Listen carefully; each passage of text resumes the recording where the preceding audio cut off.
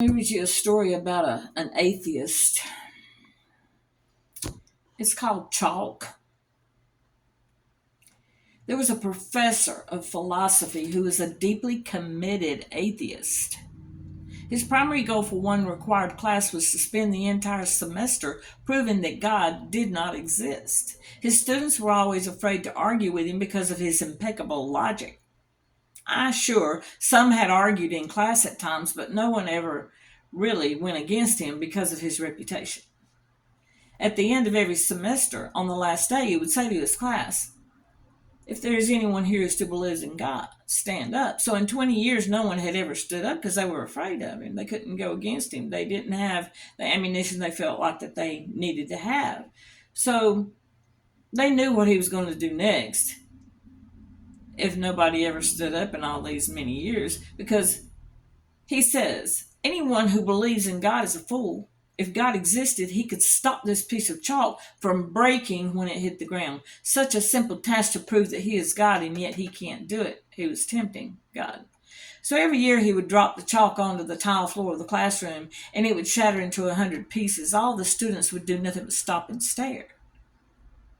And most of the students thought that God couldn't exist, much less didn't exist. So some of the Christians had slipped through. For 20 years, they had been too afraid to stand up. Well, a few years ago, there was a freshman who happened to enroll, and he was a Christian. He had heard the stories of this professor, and he was required to take his class. And for 3 months, he prayed every morning that he would have the courage to stand up no matter what the professor said or did. So nothing they said could ever shatter his faith, he hoped. Finally, that day came. The professor said, "Is there anyone here who still believes in God? Stand up." So the professor, in the class of 300 people, that's how many people he had in his class, looked at him shocked, and he stood up at the back of the classroom. The professor shouted, "You fool!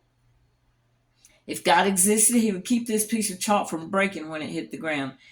So he proceeded to drop the chalk, but as he did, it slipped out of his fingers, off his shirt cuff, onto the pleat of pants, down his leg, and off his shoe. As it hit the ground, it simply rolled away unbroken. The professor's jaw dropped as he stared at the chalk. He looked up at the young man and then ran out of the lecture hall. The young man who had stood proceeded to walk to the front of the room and shared his faith in Jesus Christ for the next half hour.